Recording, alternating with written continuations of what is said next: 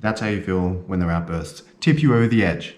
But what you really want is to feel a sense of calm and control. How about some tactics that keep you from losing your cool consistently? Doesn't that sound like a dream? Well, let's make it come true. In this video, I'm going to show you how to keep cool, get over the stresses in the moment and in the long term in a few simple steps. You may even want to have another child. Today's topic is covered in detail in my free newsletter.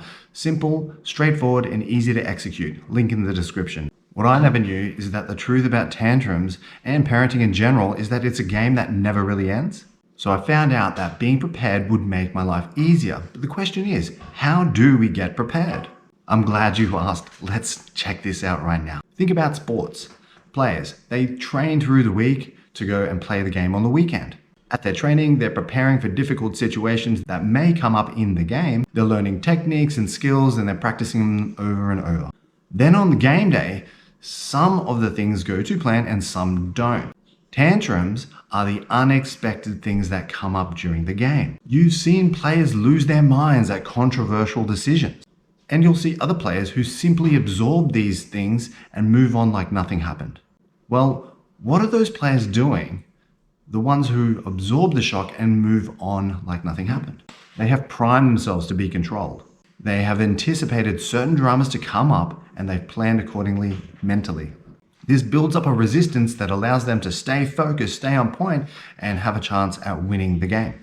For you, this means being able to have kids all around you in full tantrum mode while staying composed and poised. You might even laugh at them for how trivial they're reacting. This is how you get to that space. You'll be surprised as to how easy it is. This is exactly how I've done it for a number of years, dealing with all the conflicts that we have between 6 children. The 3 steps we're going to run through today are anticipate, where you see what's going to happen before it happens. We're going to go through some calming techniques, specifically breathing to maintain a sense of control over your nervous system, and the solve and soothe, where you get to the crux of what's actually going wrong for your kids and bring them to a place of calm and a conversation that you can have so that they can actually get what they want as long as it's appropriate. Anticipation, this is crucial. Do not leave this out. If you anticipate wrong or react, you're likely to escalate the tantrum or the disrespectful behavior. What I do is I create a list of scenarios that could potentially trigger the child. Being told no, having to leave a play date early, not getting what they want in terms of their food. And I also anticipate the kinds of reactions that they want. This isn't a one-shot kind of thing. It's not necessarily that it's going to happen that way, but it gives you the idea ahead of the thing happening, which enables you to be prepared for going into the control. Control is about understanding our reaction to different stimuli.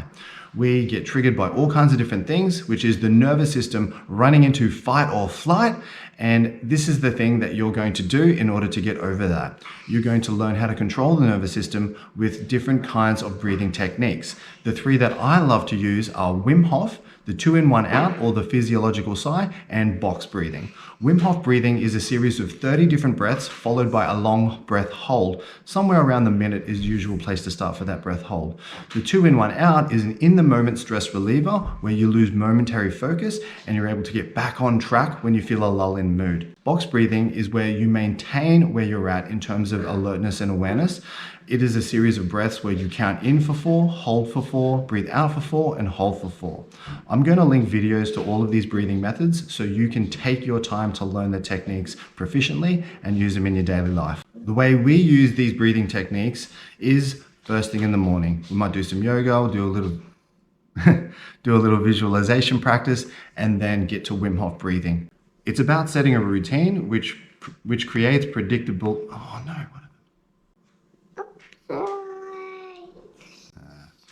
It's about building a routine which creates predictable outcomes, and from having those outcomes you can build and progress through the different echelons that you want. If you want to become more efficient in your time, you want to become more proficient in the way that you execute on your exercises in the mornings, all of the different kinds of variables that you could think of. And you want to get that.